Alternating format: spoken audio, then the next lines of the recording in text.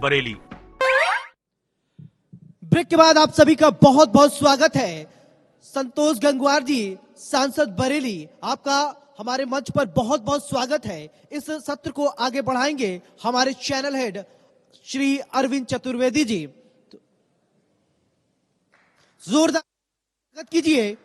बरेली की बात हो और सांसद संतोष गंगवार जी की बात न हो, ये कैसे पूर्ण हो सकता है? बरेली में किस तरीके से विकास की गाड़ी आगे बढ़ रही है, अब सांसद जी आपको बताएंगे। तो जोरदार तालियों से स्वागत कीजिए। मंच पर आ चुके हैं संतोष गंगवार जी, सांसद बरेली। बहुत बहुत स्वागत। Over to you Saurabh, thank you. मैं अभी संतोष जी के साथ ही बैठा था, तो संतोष जी से मेरे सारे बड़े सारे सवाल थे मेरे मन में कि जब से मैं आपको राजनीति में देख रहा हूँ वैसे का वैसे ही देख रहा हूँ। हैं, हर बार आपका कोई कार्य क्षेत्र चेंज हो जाता है, आपको कुछ नया करने का मौका मिलता है, लेकिन हाँ, राजनीति में आपकी भूमिका उसी तरीके से हम लोग देखते हैं कि भाई संतोष गंगवार जी राजनीति के लिए बहुत ही महत्वपूर्ण है। बहुत दिन से देख रहा हूँ, वाजपेयी जी के समय से हम लोग देख रहा हूँ, और बहुत सारे अलग अलग मंत्रालय आपको देखने का मौका मिला। मैं आपके राजनीतिक अनुभव को खुद भी चाहता हूं कि आप जरा मुझे समझाएं कि आपकी ये जो सफलता है, 8 बार के सांसद है, मेरे ख्याल से देश भर में एक आध दो लोग होंगे, तो ये अपने आप में बहुत बड़ी उपलब्धि है। प्लीज आप लोग ताली बजाइए, क्योंकि साधारण बात नहीं है 8 बार का सांसद होना। मैंने कहा ना कि एक आध दो लोग ही होंगे, ज्यादा नहीं होंगे।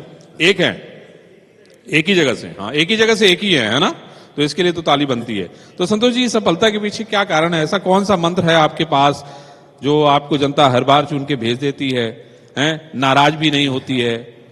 नहीं तो सबसे नाराज हो जाती है। आपका धन्यवाद। ये बात सही है कि अभी हम आपसे बात कर रहे थे जी जी कि राजनीति में आने के लिए भी अब स्कूल की पढ़ाई की आवश्यकता है। एक राजनीति में जो सक्रिय रहे उनकी एक शिक्षा भी अच्छी होनी चाहिए और संबंधित विषय की शिक्षा भी होनी चाहिए। और कोई किसी को राजनीति में भेजना चाहे तो भेज नहीं सकता है। अब हाँ, उदाहरण देख सकते हैं, कहने की आवश्यकता नहीं है। अपनी रुचि से, अपने मन से लोग राजनीति में आते हैं और उसका परिणाम भी अच्छा समझ में आता है। और अब राजनीति का दौर काफी बदल गया है। मतदाता आंकता है और आंकने के बाद फैसला करता है।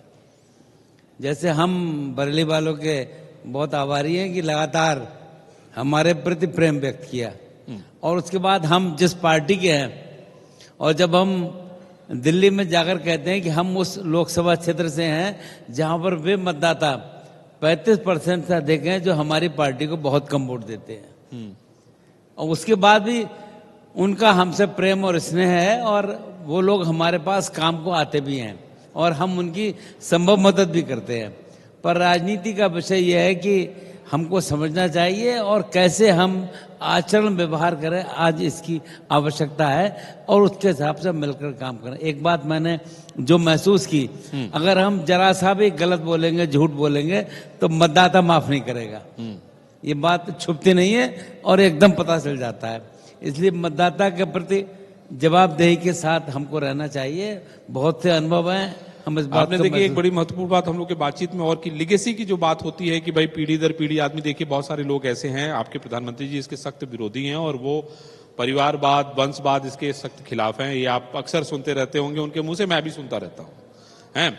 और मैंने ये भी देखा कि आपने भी अपने परिवार में किसी को आगे बढ़ाया नहीं, आपने भी, मतलब आप भी विरोधी श्रेणी में गिने जाते हैं। लिगेसी की आप बात कर रहे हैं ना जी, मैं चाहूं कि मेरा बेटा सब कुछ बन जाए तो संभव नहीं है। ये हमारी समझ में आना चाहिए। लोग तो चाहते हैं ना, हैं? लोग तो चाहते हैं यही। अरे हम कितने आईएएस हैं, कितने बड़े अफसर हैं, उनके बेटे वैसे नहीं बन पाते हैं। हम सबकी समझ में आता है। तो वहां तो इम्तहान देना पड़ता है ना, तो यहाँ तो बिना इम्तहान के हो जाता है। यहाँ तो भाई ठीक है, बाप ने जमीन बना के रखी है, बेटे को भेज दिया। हमें नहीं लगता, वो संदर्भ ही नहीं है। जब आप बैठेंगे, बैठ के लोगों से बात करेंगे, तो लोग आपके बारे में असेस भी करेंगे और अंदाजा लगाएंगे कि आप किस क्षमता के तहत बात कर रहे हैं। और कोई किसी को बनाना चाहे, हमारे बरेली में ऐसे बहुत सारे उदाहरण हैं, मैं नाम लेने का उल्लेख करना नहीं चाहूंगा। कोई किसी को बना नहीं सकता है, हमें खुद बनना पड़ेगा और उस लायक अपने आप को सिद्ध करना पड़ेगा। नहीं, वो तो आपने सिद्ध किया है, तभी आप यहाँ हैं, नहीं तो नहीं होते, है ना। दूसरी बात आपने कही कि आपके इलाके में, आपके संसदीय क्षेत्र में 35% लोग ऐसे हैं जो आपसे गाहे बगाहे दूर रहते हैं, लेकिन अब आपकी पार्टी ने अभी पिछले दिनों आपने देखा कि 4 MLC बना दिए। मैंने 2014 का भी इलेक्शन देखा था मोदी जी का, 2017 वाला भी देखा, 19 देखा, 22 देखा। उसमें न टिकटों में वो कहीं थे, है ना वो राज्यसभा में थे, न वो MLC में थे, न वो विधानसभा में थे। तो संतोष जी, ये कौन सा नया चमत्कार और ये कौन सा नया समीकरण जो है ये नया उभर के आ रहा है, और आपकी पार्टी अब क्या करना चाहती है? अब सिस्टम बदल रहा है। अब कैंडिडेट को भी देखते हैं और पार्टी के काम को देखते हैं, पार्टी किस ढंग से कैसे काम कर रही है। और फिर कभी कभी ऐसा लगता है कि पार्टी के काम के ऊपर इंडिविजुअल अलग हो जाता है।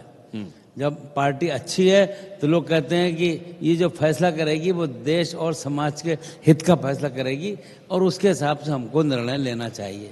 और अब के दौर में ऐसा ही लग रहा है कि पहचान आदरणीय मोदी जी ने जो बनाई है वो सबके समझ में आ रहा है कि वास्तव में समाज और देश की बात करते हैं और उसके हित की बात करते हैं।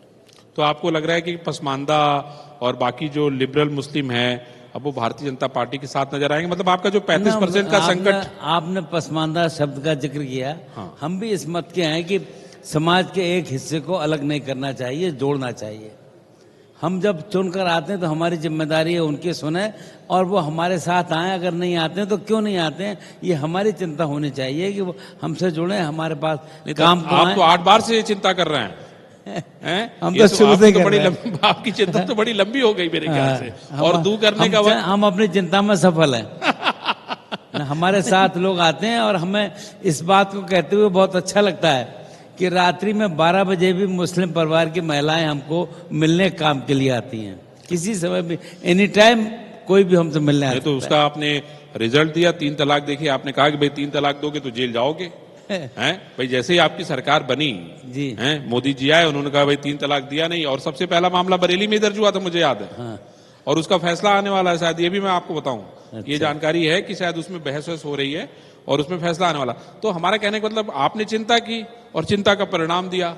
अब चिंता मैं ये कह रहा हूं कि अभी हमने सहारनपुर के किसी 1-2 गांव का हम लोगों ने सर्वे करवाया।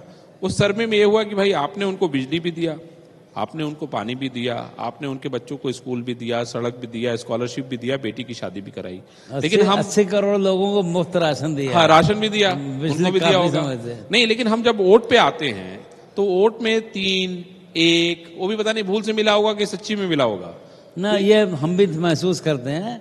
पर उसके बाद भी सहानुभूति रहे, उनकी सद्भावनाएं रहे, सब ठीक रहेगा। राजनीति में सहानुभूति की कोई जगह नहीं है ना, है, इसका लाभ है। लाभ है।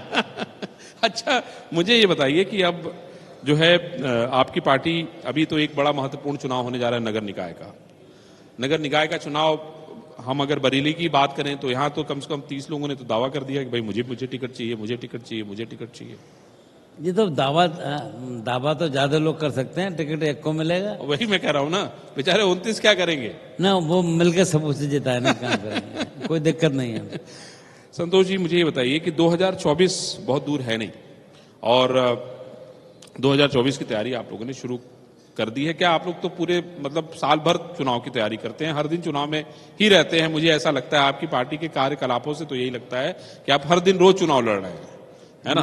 तो हम क्या उम्मीद करें? आप ये देख रहे हैं कि एक तरफ अभी ममता बनर्जी ने सारे लोगों को बुलाया था, अभी आप देखिए कि ये जो तमिलनाडु के मुख्यमंत्री है स्टालिन ने सारे विपक्षी दलों को एक साथ खड़ा किया, है ना? अभी आप देखिए राहुल गांधी को संसद से जब हटा दिया गया तो सारे के सारे दल एक उसमें नजर आ रहे हैं। तो आपको क्या लगता है, आपका इतना लंबा राजनीतिक अनुभव है, इसके पहले भी थर्ड फ्रंट न जाने कितनी बार बना, न जाने कितनी बार बिखरा, आपको क्या लगता है, कोई उम्मीद है, कोई दम है कि नहीं है? नहीं, बहुत सी बातें ऐसी हैं कि बाद में समझ में आता है। अगर आप इतिहास उठाकर देखें, 1962 के बाद जी दिल्ली में कोई भी पार्टी तिवारा नहीं जीती है। हाँ, नहीं जीती। और हमें विश्वास है कि हम इसका रिकॉर्ड ब्रेक करेंगे। भारतीय जनता पार्टी तिवारा लोकसभा जीतेगी और अच्छे बहुमत के हिसाब से जीतेगी, हमारा विश्वास है। और हम ये जैसे- नया रिकॉर्ड बन जाएगा। हाँ, 62, 57, भाई 62, इंदिरा जी जब मरी थी तब उस समय उनकी सरकार थी, दोबारा राजू जी आए, उसके बाद तो रिपीट का कोई मामला था नहीं। ना अब तो लोग, आप ही की रिपीट हुई है। ना हमारा मानना यह है कि देश की जनता इस बात को महसूस कर रही है कि मोदी जी ने जो देश को दिशा दी है वही सही दिशा है और उसके हिसाब से चलना चाहिए और उसके हिसाब से काम करना चाहिए। संतोष जी, अभी हम लोग जैसे बहुत सारे जो दूसरे दल हैं उन्होंने भी आपके साथ गठबंधन किया था। मुझे याद है 2019 की बात में जब समाजवादी पार्टी बहुजन समाज पार्टी एक हो गई थी, है ना, उसके बाद में आपके एक बहुत अहम साथी राजभर भी आपको छोड़ के चले गए, है ना। अभी आपके साथ अपना दल और निषाद पार्टी है, दो लोग हैं ये, है ना। मैं आपसे ये समझना चाह रहा हूं कि आगे जो चुनाव आप लड़ने जा रहे हैं 2024 में, एक तो काम है वो तो रोज ही आप कर रहे हैं, लेकिन और कौन कौन से ऐसे इश्यूज हैं, ऐसे मुद्दे हैं जिन पे जो है आप 2024 का चुनाव लड़ेंगे? मेरा मानना है कि हमारी पार्टी ने जो भी वायदे किए उन सब वायदों को पूरा किया, चाहे फिर वो धार्मिक हो और आर्थिक रूप से भी। अगर कोरोना नहीं आता तो हमारी स्थिति और ज़्यादा अच्छी नज़र आती, पर हमारा मानना है कि अब सारे मुद्दे हमने पूरे कर दिए, केवल आर्थिक स्थिति पर हमको काम करना है और उस काम को आदरणीय प्रधानमंत्री समझकर सही दिशा में काम कर रहे हैं। लेकिन संतोष जी, आपके विपक्ष तो कह रहा है कि भाई जातिगत जनगणना कराइए। अभी आपको याद होगा अखिलेश यादव लगातार कह रहे हैं, बाकी दूसरे दल भी कह रहे हैं, वहां बिहार से आवाज आ रही है कि जातिगत जनगणना कराइए। नहीं भाई साहब, वैसा जातीय जनगणना हम लोगों ने बंद नहीं की थी। 1921 के बाद जातीय जनगणना बंद हो गई। उस समय जो सरकार थी, जो लोग थे, उनके द्वारा उस समय तो गुलामी थी ना, जो भी है। बहरहाल 51, उसके बाद 51, 61 और 71 ये जातीय जनगणना की बात नहीं आई। जब जो और एक हम बताएं, जातीयता के हिसाब से आदरणीय प्रधानमंत्री जी काम भी कर रहे हैं और जिसको जो मदद करानी है वो मदद भी कर रहे हैं। तो मतलब आपका कहना है कि इस बिना मतलब के लफड़े में पड़ने की जरूरत नहीं है, सब काम अपने आप ही हो रहा है? न बिना मतलब का लफड़ा नहीं, समाज का काम और देश का काम होना चाहिए, वो हम लोग मिलकर कर रहे हैं। हाँ। जातीय जनगणना करके हम भावनाओं को भड़काने का काम ना करें, हमारा मानना। मतलब गिनती करके आप सबको बता मत दे कि आप फलाना है, झूठे, आपको हम राशन दे रहे हैं, आप राशन लीजिए, शांति से रहिए। ना, हम सबकी चिंता कर रहे हैं, राशन नहीं दे रहे हैं, सबकी चिंता कर रहे हैं और सबकी एक सही दिशा में ले जाने का काम कर रहे हैं। संतोष जी, आपने तो बड़े प्यार से धीरे से सवाल को दूसरी तरफ डाइवर्ट कर दिया, है ना। मेरा सवाल बड़ा सीधा सा था, लेकिन आपने उसको घुमा के मेरे ऊपर ही धीरे से छोड़ दिया है कि नहीं, मुझे ऐसा लगता है। अब मुझे ये बताइए कि चलिए, सबका साथ, सबका विकास और सबका विश्वास, ये तो आप कर ही रहे हैं, है ना। लेकिन अभी हम देख रहे थे जो पुरस्कार वितरण हुआ था, पद्म पुरस्कार दिया गया और उसके अलावा भी बहुत सारे, उसमें बहुत सारे ऐसे लोगों का चयन हुआ जिनको बहुत सारे लोग नहीं जानते रहे होंगे। उसमें मैं एक मुस्लिम का वीडियो देख रहा था जिसको कर्नाटक से शायद पद्म भूषण के लिए चयन किया गया था। उसने कहा कि हम तो सोच रहे थे कि मुझे कांग्रेस के समय में पुरस्कार मिलेगा और आपने मेरी इच्छा पूरी की। ये जो अलग काम करने की जो प्रवृत्ति है प्रधानमंत्री जी की, नहीं, सिफारिश पर ऐसे पद नहीं मिलने चाहिए। हम किसी को सम्मानित करें और सिफारिश पर ये पद दिए जाए, उसकी क्वालिटी क्या है? हमारा मानना है कि वो ज़्यादा अच्छा तरीका है कि हम उसकी तलाश करें, फिर उसको सम्मानित करने का काम करें। तो अब आप संतोष गंगवार अब क्या तलाश कर रहे हैं यहाँ बरेली में? आगे का क्या लक्ष्य है आपका? नहीं, हम बिल्कुल इस मामले में बिल्कुल प्रधानमंत्री की राय से सहमत हैं कि सम्मानित करने का काम ऐसे होना चाहिए कि उसे समझ में आए, उसकी बात को पसंद किया गया और उसको एक सही दिशा में ले जाने का काम किया गया। संतोष जी, अब आप मंत्री रह लिए, केंद्रीय मंत्री रह लिए, कई सारे पदों पे आपने काम कर लिया, लगातार आप 8 बार से सांसद है। अभी आपके मन में ऐसी कौन सी इच्छा राजनीति की बची हुई है, या ऐसा क्या करना बचा रह गया है जो आप करना चाहते हैं? नहीं, वास्तव में माइक में बोलिए, अब थोड़ा दूर चला गया। लोकतंत्री व्यवस्था में कभी भी, अभी हमारे पहले के साथी भी कुछ बोल रहे थे, कभी भी आप ये नहीं कह सकते कि काम पूरा हो गया। नहीं, हमने काम पूरा किए लिए कहा नहीं, हमने कहा बहुत सारी व्यवस्थाओं में आप रह चुके हैं, अब कौन सी चीज ऐसी बची है जो आप करना चाहते हैं? अब इसमें ऐसी कमेटी के हम चेयरमैन हैं जो दूसरे ढंग की कमेटी है, पब्लिक अंडरटेकिंग। जी, जी। और जो पब्लिक अंडरटेकिंग में जो काम होता है, सरकारी काम की कमी निकालने का काम करते हैं। इसलिए वो एक अच्छा काम मिला है कि जो हमारे लिए चैलेंजिंग है कि सरकार ने जो पैसा खर्च करा उसमें कमी कहाँ कहाँ है, और हम उसके हिसाब से काम कर रहे हैं। तो एक काम अंतहीन है, ये तो लगातार चलता रहने का काम है, और इसमें रुचि लेनी चाहिए और काम भी करना चाहिए। तो आगे भविष्य में हम लोग ये सोचे कि संतोष गंगवार जी को हम लोग आने वाले फ्यूचर में 2024 में भी नई भूमिका में देखते रहेंगे, ये हम उम्मीद करें। और बरेली की जनता का के प्यार की उम्मीद आप वैसे ही करते हैं। हमें विश्वास है, बरेली वासियों ने इतना हमारे साथ प्यार किया है, वो कोई शब्दों में बयान नहीं किया जा सकता।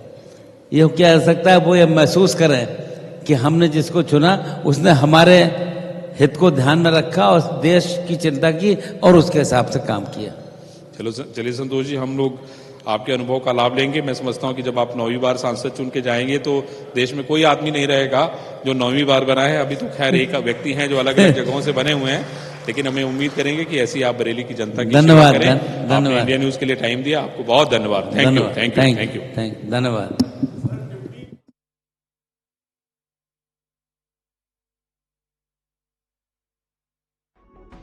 पावर्ड बाय नॉरिश, न्यूट्रिशन का वादा। Associate sponsor SRMS, Shri Rama Murti Smarak institutions Bareilly, future